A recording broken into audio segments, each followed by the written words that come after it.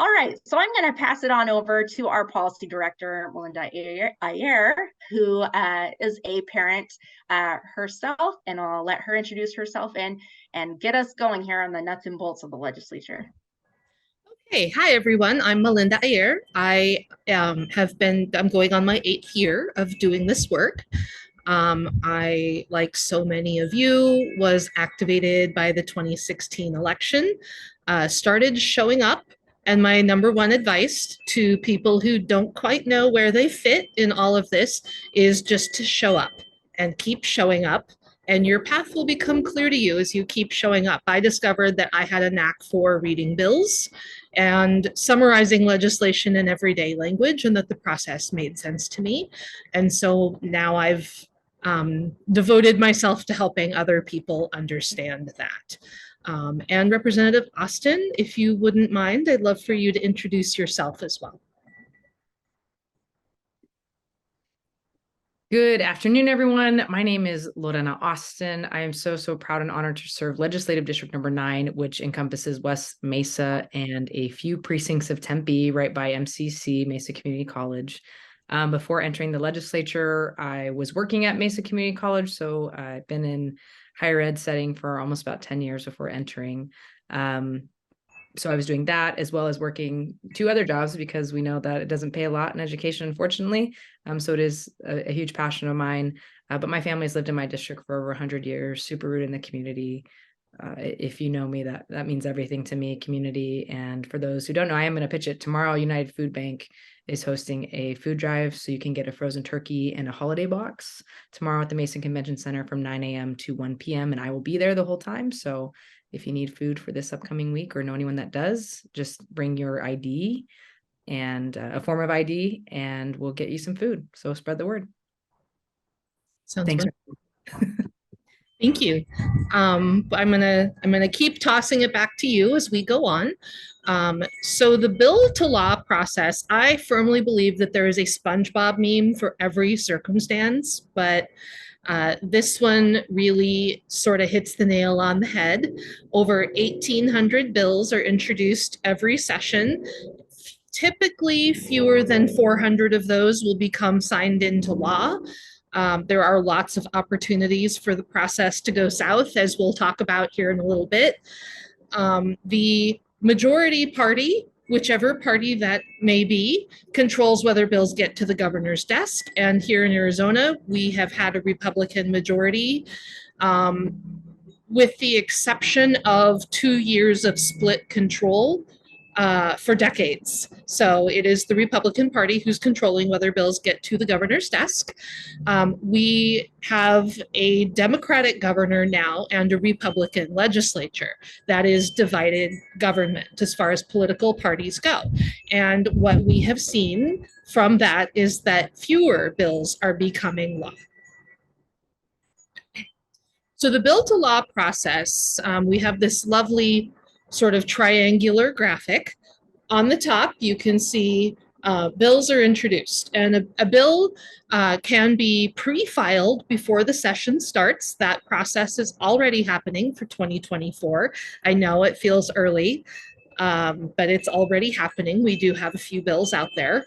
From there, leadership has to assign a bill to a committee. Now, the majority party controls leadership and committees. Everything is done by majority vote. So we have a Republican Speaker of the House. We have a Republican Senate President. They are voted on by the entire body, the House or Senate. But you know, if you've got the majority, then basically you get to pick. And then that person assigns committee chairs, and the committee chair has to decide then whether to put a bill on an agenda. So already you can see that if there's an unpopular idea, leadership may not choose to assign it. Committee chair may not choose to hear it. And the vast majority of bills at the Arizona legislature they die quietly without any hearing at all. They go unheard. For those bills that do receive a hearing, they will be put on a bill. The bill will be put on an agenda. The committee that they are assigned to, or committees, they can be assigned to more than one committee, will hear the bill and vote. If the bill makes it through that process, then it receives a vote of the full body, the full House or the full Senate. And if it makes it through that process, the whole thing starts over again in the opposite chamber. House bills go to the Senate, Senate bills go to the House. At the end of that process, it goes up to the governor's office, and the governor has the opportunity to decide whether to sign or veto the bill. And if the governor signs it, it becomes law. I think we had about 250 bills last session that became law. And Melinda, if you don't mind me just asking really quick, so 250 bills that became law, and how many bills were filed? Sorry, I'm sitting on my patio and there's a helicopter going overhead. So I apologize for the background noise. I want to say like almost 1,800. Okay, so this process is really weeding out so much policy or potential policy. Yes, and there are deadlines. So if your bill isn't heard in a committee by typically around the early to mid-February, then it's considered dead for the year. And if it doesn't get heard in a committee in the opposite chamber by early to mid-March, it's considered dead for the year. So there are signposts along the way to sort of help weed out bills and focus legislative attention in on those that are still moving. There are parliamentary procedures to resurrect bills. We'll talk about that later. So we talked a little bit about committee memberships and how leadership decides who sits on a committee. This is the committee that Representative Austin sits on that heard SB 1001. It has a Republican chair and a Republican vice chair. And as you can see, it is weighted very heavily in favor of Republicans. Partisan split is 9 Republicans and 6 Democrats. Representative Austin, I would love to hear from you what your committee assignments are other than House Appropriations and what it's like for you to serve on those committees. Yeah, thank you. So I sit on Appropriations and Commerce, and then I also sit on a committee called JCCR, which is Joint Committee on Capital Review. And that one doesn't meet consistently. It's more like quarterly, depending on what, like it's submittal of RFPs for like building renovations and things like that. I saw a couple questions in the chat about how many bills were heard, and especially from Democrats. So that's kind of the issue too. And you alluded to that, you know, all these bills are put through, I think the Democrats, and I'm so sorry because I've been in so many committee meetings. There's been so many numbers thrown at me in the past few weeks, almost 500, I think Democrat bills or a little more were submitted. But of those bills, right, only a certain amount were heard. And I say a certain amount, like less than 50, I think like 20. And then the fact that they even got through, I think we overall, and you might even know, Melinda, again, it's been a second since I looked. I think only 8 Dem bills got like all the way through. And then those didn't even make it to the governor's desk. So I think too, when you're speaking to incumbents, especially Democrats, you know, I get this question a lot of like, you know, you said you were going to do all these things, and it's like, whoa, one, I never promised that because it's on the understanding that if we can tie or flip the legislature, will drastically change how bills will be heard. Because essentially right now, and it's just the honest truth, if you have a D next to your name, you're not getting a bill heard, period, the end. None of my bills got heard, for example, and I had bills stemming from renters' rights to worker protections, for example, and they never even got a hearing. They weren't even considered. So it is really difficult to get something through to a committee, especially when you're not in the majority, which is why obviously I know we'll still be again 24 is so important, because even if we could tie, as you see, the committees would have to be split. So not a Republican would oversee every single committee. You'd have to have some Democrats that are leading some of these committees, and then the makeup of what we're looking at would look much different, because right now, obviously, as you can see, no matter what happens, if it's a Dem bill and you don't have any support from someone on our side, you're never going to get your bill through a committee, period, because your numbers are just not in your favor. And that was so evident. So again, I'm a freshman, so this was my first session, but I mean, it was just so crystal cut and clear that you don't have power in that committee. So the only power that you really have is, kind of stems from your questions that you ask, right? Because it's public record, and so it's recorded. And so I think too, one of my first questions as a freshman was when they introduced their own budget that was not a bipartisan budget. And my little simple question of like, how is that fair? You have over 1 million people that aren't being represented because half of the legislature is new. So if we never got to have input on this budget from last year and you're reintroducing the same budget, that doesn't seem fair to me. And, the chair was like, well, I don't know that it's fair, but that's just what we're proposing. So it really isn't, right? So I think that's just something was really interesting. And so like blatant in your face, it's one thing to hear it in the news and things like that. I think people think they have an idea of how it really works. But again, I think, be kind to some of us because it's really not our fault that we can't get bills through committees because we're not in the majority. Yes. So to give a little more background on that, the committee votes, it's a majority of those present. So rarely, but sometimes you will see that there is a member who does not wish to vote on a particular bill. They will just get up and excuse themselves, and if they are not present, then their vote is not counted. I did look up the numbers while Representative Austin was speaking.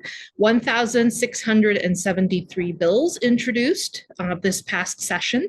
Of those, 624 were Democratic bills, and the bills that were passed by Democrats, I can count on one hand in each chamber. And 205 bills overall signed into law. So really stark numbers. And we will go into more of what I call the toxic partisanship of the legislature in just a little bit. Melinda, can I ask really quick? Melissa Grimscheid in the chat asked a question about how the committees are delineated. Is there any statute or rules about that determines the makeup of the committee, or is that entirely up to the chair? There may be a Senate or House rule that governs those, but those are put into place by the majority. And I know that they do change from session to session. Generally, it's like, the sort of sarcastic version of the golden rule. Those who have the gold make the rules. That's sort of the principle here. And I would argue that decades of consolidated power have made certain people arrogant, and that it's not good representation for our state overall, and that we should be actively looking and I know that work is actively ongoing, but actively looking for a more reasonable legislature. So moving on to State Bill 1001, this was the first bill that was introduced in the 2023 session. It was pre-filed before legislative session opened. And this cartoon really sums it up. But Representative Austin, I would love to hear your words. Sure. So this bill, which was also interesting too, that when it came through to the House, it was almost a last ditch effort to have it come through, because typically this wouldn't come through an appropriations committee. But there's a week where we essentially, if you're going to get your bill heard, it's that last week that you have to get it on the docket to be heard. So this bill got funneled through, instead of going through education, it went through appropriations because education was done. And so this is SB 1001, and it's what is commonly referred to as the pronoun bill. So this would mandate that public school officials and school officials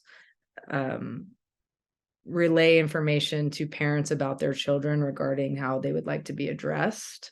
And so essentially overall, it could out a student without, their consent or their understanding to parents, and essentially gave another avenue for discrimination amongst our LGBTQ students. And I think the overall thing when this came through, I knew it was going to come through my committee, but the bill sponsor, Senator Kavanaugh, and this will speak to the importance of having like representation at a committee and just in our legislature in general. I wonder if like he even knew I was going to be there or knew who I was. But he was talking about this bill and why it was so important. It was very labeled as a parents' rights issue, even though we had people come to the committee and young people testify about how negatively they had been affected by being outed in their school. Some of these students and humans had been threatened by family members, many of them kicked out of their homes. So it's a very, real situation that young people have to navigate. And as a young person who had to navigate that as well, and although my family is so supportive, I just grew up in a generation, almost 20 years ago where this was just unacceptable. And it still is in many households. But for me, if you watch the committee hearing, the thing that really stuck out to me is when he said parents have every right to know what's wrong with their children. And that just sent me over. And that's, if you've seen it, you'll see my response to it. But it was just such a turning, I think, moment for me in terms of protecting our students and our children and their well-being, because it's such a vulnerable time for them.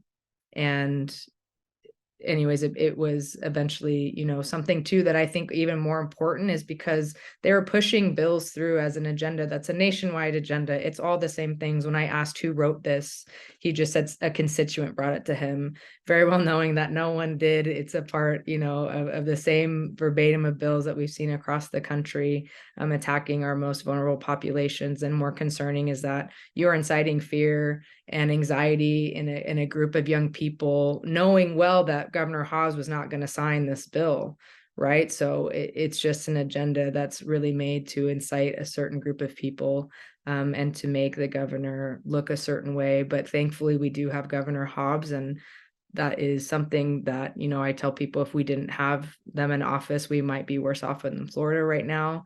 But we're just continuing to see a barrage of attacks like this, and not just this bill, but anti-drag, bills, everything. And so again, even though in a way it's a waste of time too, right? We're wasting all this time on bills that aren't even going to be signed into law. And instead you're just really aggravating and creating a lot of trauma for people. So my goal in that whole process was to ensure that, your governor's not going to sign this bill, so you don't have to live in fear in that. But it's a very, very real issue that we're facing in our schools.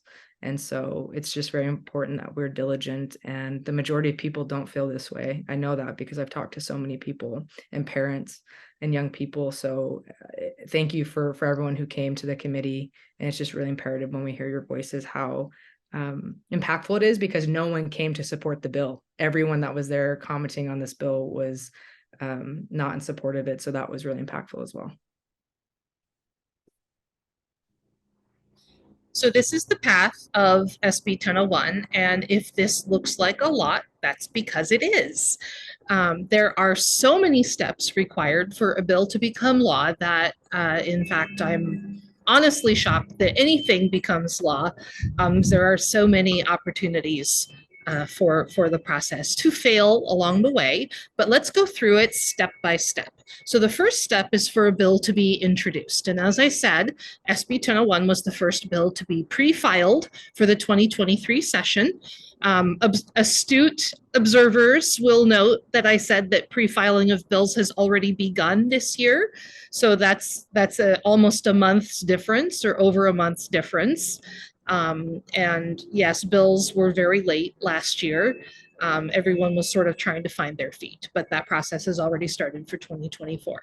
So then after the legislature convened, the bill was first read and assigned to the Senate Education Committee. So that was Senate President Warren Peterson who decided to advance that bill.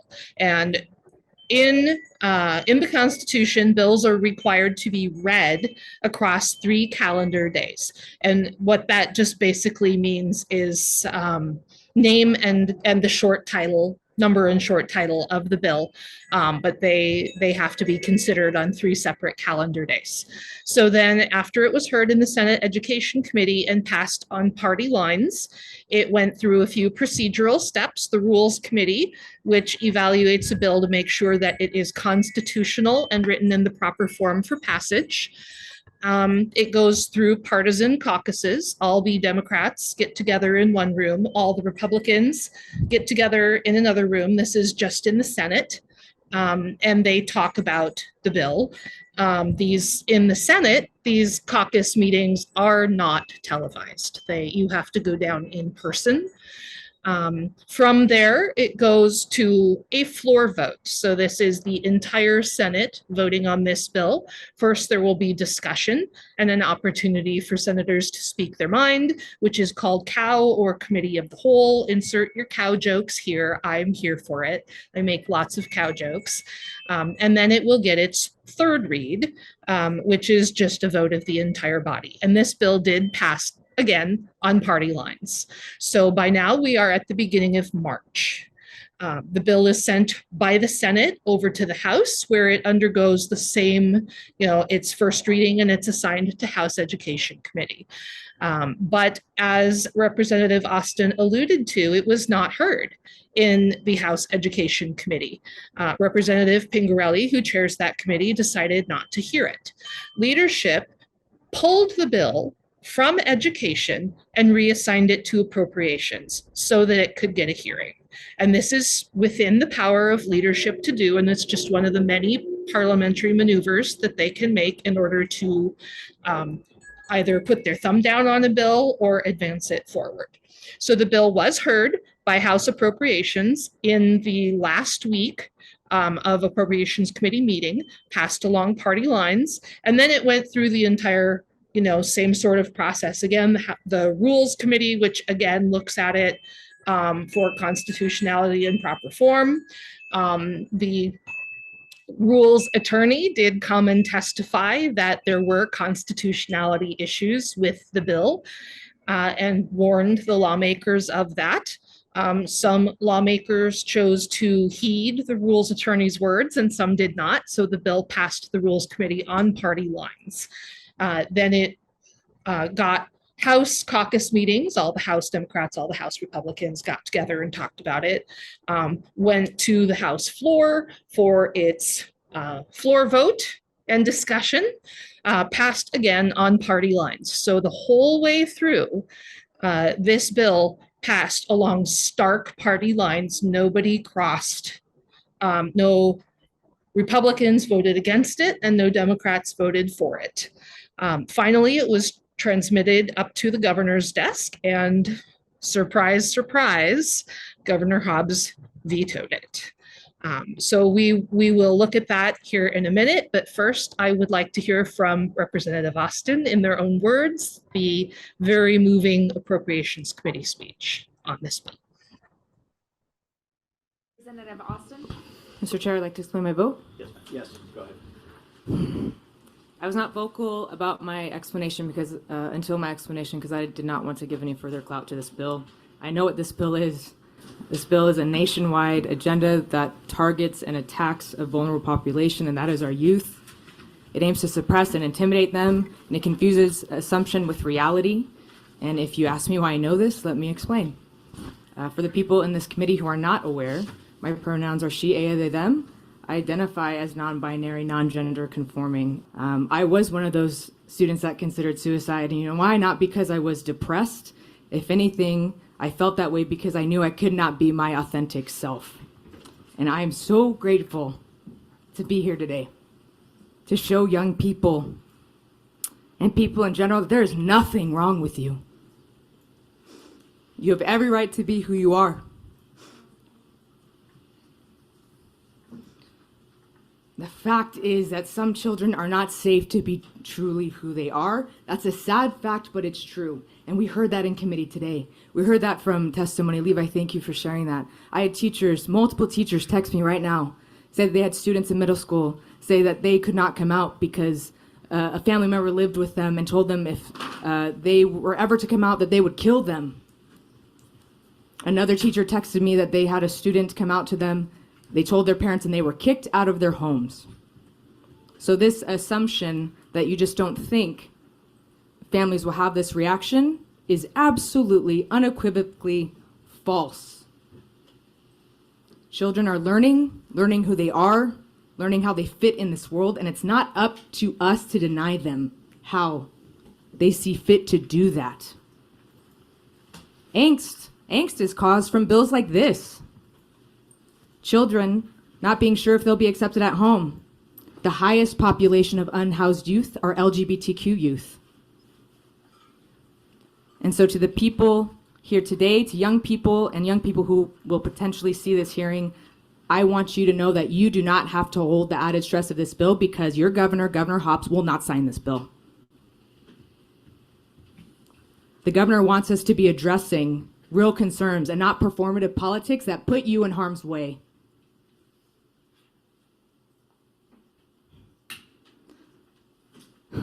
I want you to know that the Democratic caucus supports you. We see you and we'll continue to fight for you. If we put one student in harm's way, this bill is not worth it. Not one life. It sets a dangerous precedent. Lives are on the line. And if you don't believe me, please come to my office. It is open to anyone to have a constructive conversation on how to actually support our students and not put them in the middle of performative politics. I vote nay.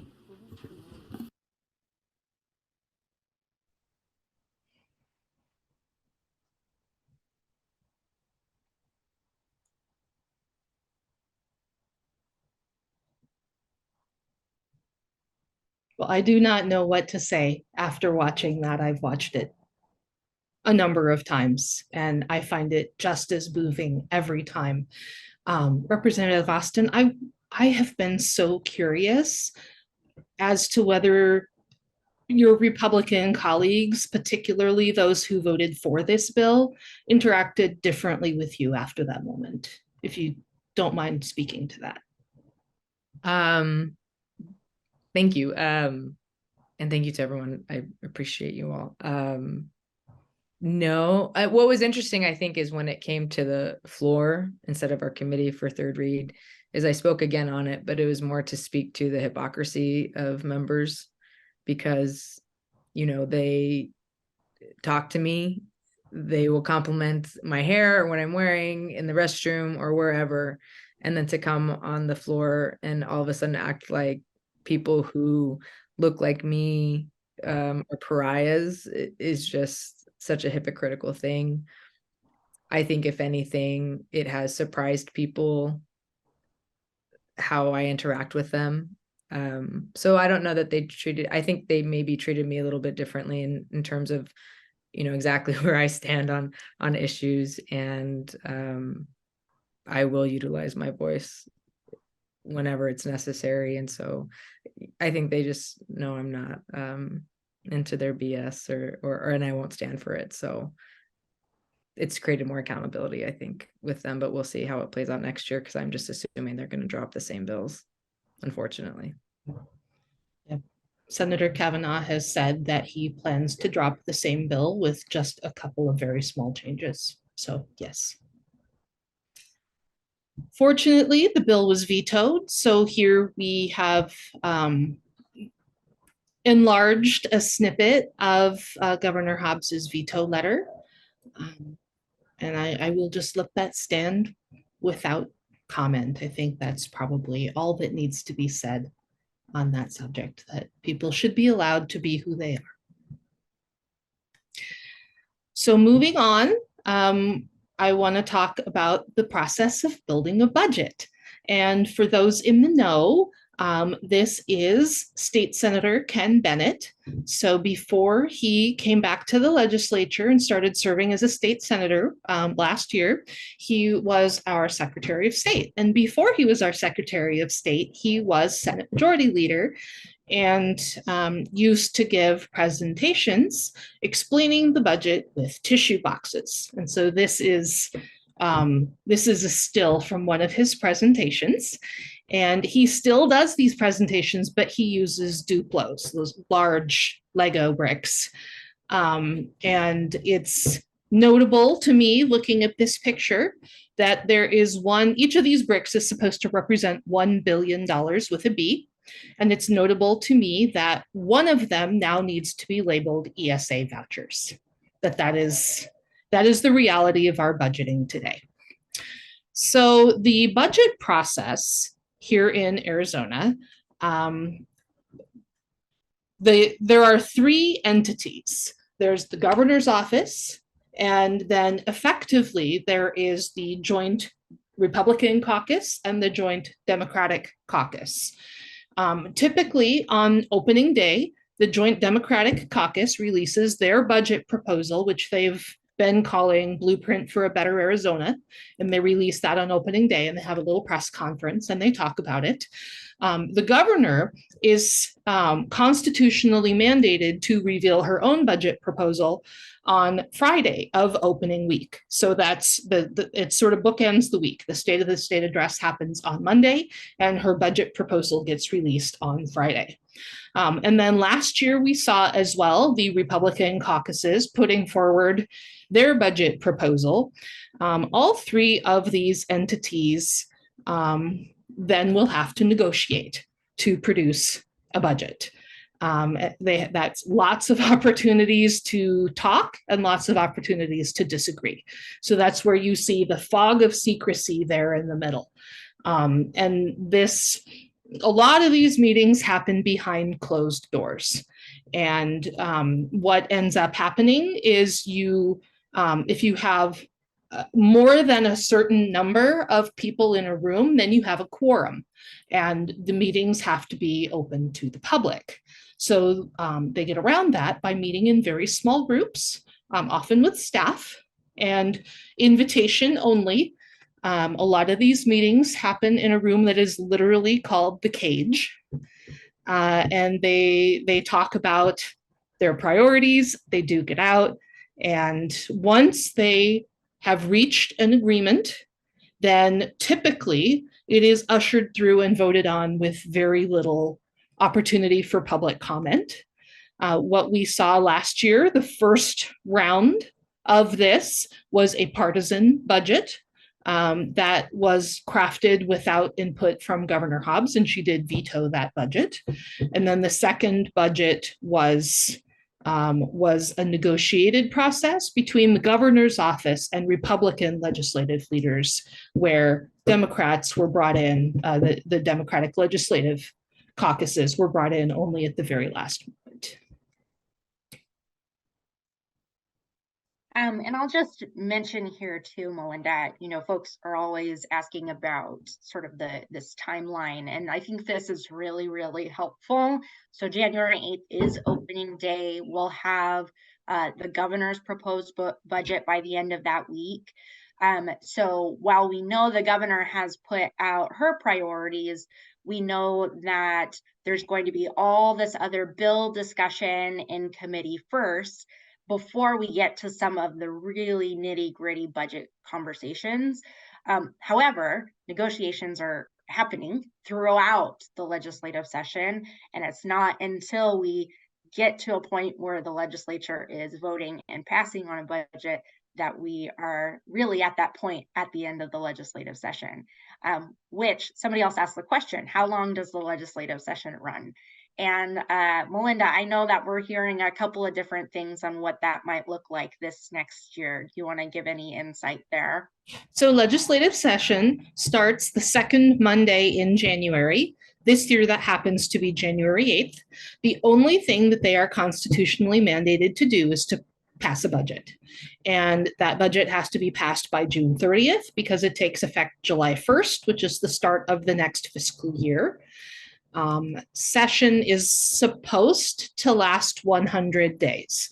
It can be extended just with a simple voice vote. And so realistically, session ends when they decide that session ends.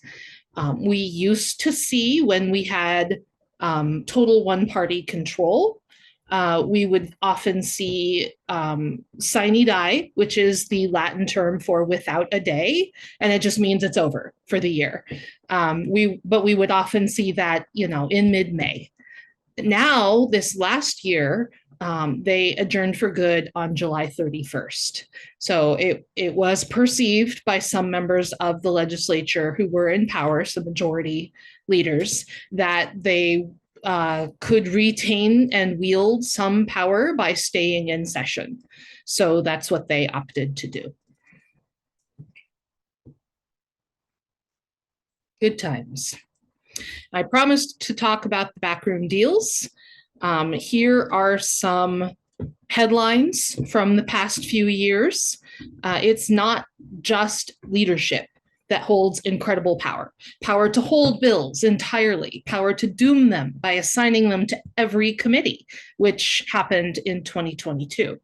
And the person who did it lost his seat for it. Power to give them to a lawmaker they know won't hear them. Power to invent ridiculous rules that allow them to just sit on the other party's bills entirely and never give them a hearing. With the legislature determined to run business along partisan lines, despite such close partisan splits, and I don't think we ever talked about that, but Republicans have just a one-vote majority in each chamber. It's 31-29 in the House, 16-14 in the Senate. So despite such close partisan splits, or because of them, I should say, each individual lawmaker basically holds a veto pen, and they can use that for good or ill.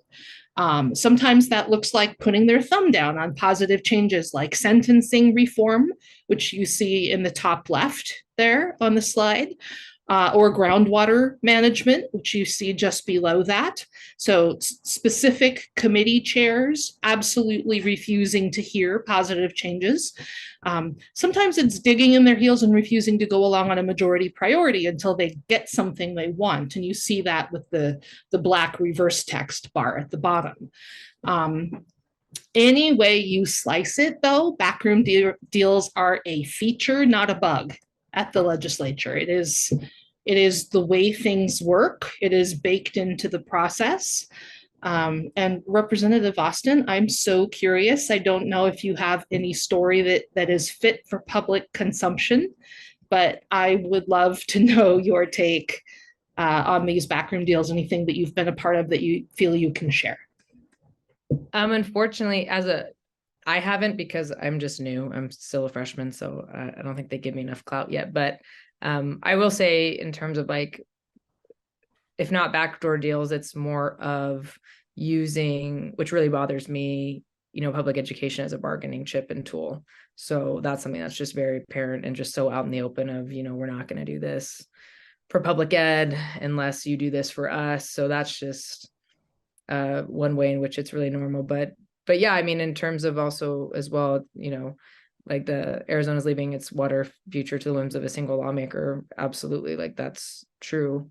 When it comes to water policy, if it's not going to go through Representative Griffin, it's not happening type thing. And even more so if even within their own caucus, Republican caucus, they have their own, infighting amongst itself. So it is a really interesting dynamic and situation. And something too, I think, which is widely known too, the budget this year didn't have a lot of happy people across the board. Because deals were made and people were not even informed of those deals, but then you just have to vote on what's given to you and presented. And that didn't even, I think, go particularly well with a lot of Democrats, myself included. And so there have been a lot of changes in this past year. I'm hoping that things will be different. To my knowledge, it has changed a bit, and I have heard more already this in our off season, while we're not in session, in the interim. Sorry, I'm like, what's the word for it? I've heard more about it interim than I've heard all last year. So I hope that's a really positive thing going forward. But there definitely were some very problematic things going on last year in the legislature surrounding the budget. So, and also too, since half of us are new, it's definitely, we have a feeling this year of, better, you do better. And that's exactly what we're intending to do. Yeah. And can you go back to the previous slide just for a second, Rachel? There's one more thing that I want to hit on, that center right. The headline reads, "Some Dems say Arizona legislature's unwritten rules block their proposals from getting a vote." So this might be the backroom deal, Representative Austin, that affected you the most. The majority made up a rule which had been de facto for a number of years, but this was the first year, I'm told, where it was really enforced and required that in order to hear any bill on the board, you had to have what they were calling a majority of the majority. So 16 out of the 31 Republicans and 9 out of the 16 senators, Republican House and Republican Senate, before they would put your board up on, bill up on the board for a vote. And I had more than one member tell me, they had to go around and get signatures on little slips of paper. And they would start doing that. And then as they would get closer to 9 or closer to 16, Republicans would just stop signing. They didn't want to be the 9th or the 16th signature. And I had more than one member tell me, I was literally walking around with a supermajority in my hand and they wouldn't hear my bill, because of this rule. And that is an affront to good governance, and to the airing and hearing of all voices in our state. So that I just wanted to highlight that, which I know firsthand that happened last year. Yeah, no, that's true. That's absolutely true. And then it came up and became public, and then all of a sudden it was trying to backpedal from that. But I think that speaks to also the power of the the speaker, in the House. Is honestly, we could walk in that day and there's a new rule, and if it gets voted on passed, that's it, too bad. And there's really nothing you can do. So they have a massive amount of power when it comes to rules on the floor. Yes. So most of the time that drama happens behind closed doors. Very rarely it will spill out into public view. So a place where it happened behind closed doors is this headline on the top left. Arizona Legislature pauses until June 12th to work out, and they were looking for a deal on the renewal of Prop 400, among other things, which is a sales tax for transportation in Maricopa County. But it was a month-long break, and in the pull quote on the right, you can see it was their 4th such break since January. So that's a really good example of backroom deals that they built time for that into the process. This was sort of unprecedented, a break of this length. And then sometimes it spills out into public. So down here on the right, and I remember this moment very fondly. You see here in the screen grab, House Speaker Ben Toma with his finger out, yelling in then Representative Jake Hoffman's face. Representative Hoffman was trying to force a vote on an abortion ban, which did not have the votes to pass. And Representative Toma, because not every Republican and all of the Democrats opposed that bill. And if you play the clip, you can hear it. It's very faint, but you can hear Speaker Toma yell, "Count to 31, Jake." So clearly no love lost there. And really a popcorn moment for those of us who follow the legislature. But when that drama happens, it makes all of us sit up and pay attention, because it's so rare that it spills out into public like that.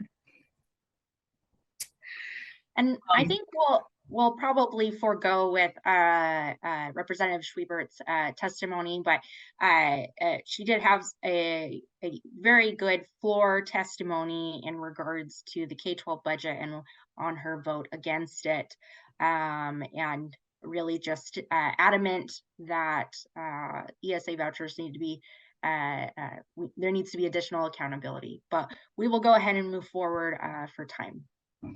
Yeah, and to Representative Austin's point that there were a lot of Democrats who were not happy with that budget, Representative Schwiebert did a great job of explaining her focus that we needed to do something about the elephant in the room, which was ESA vouchers.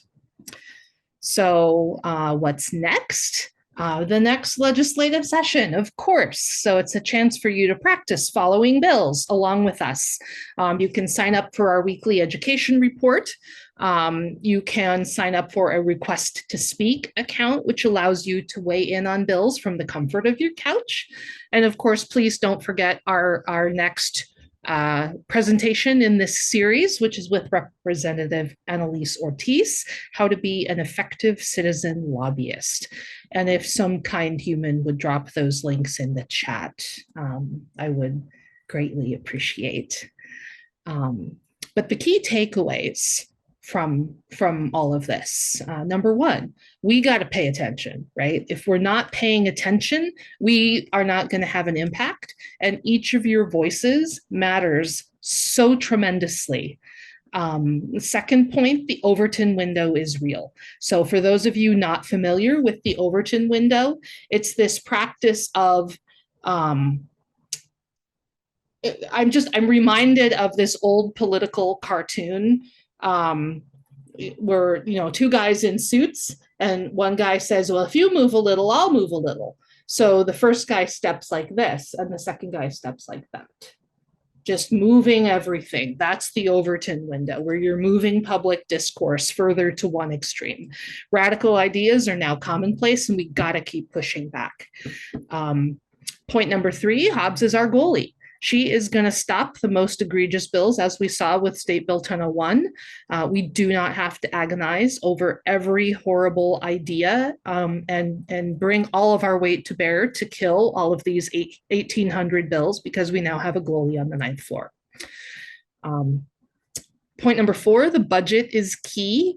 I do anticipate that we're going to see a lot more of these backroom deals this year. Particularly with regards to the budget, that things are going to be negotiated for good or ill into the budget, because that's the only bill they're constitutionally mandated to pass. And so they're going to have to negotiate to get it done. And that brings us to point number 5, that when our kids lose, compromise isn't good.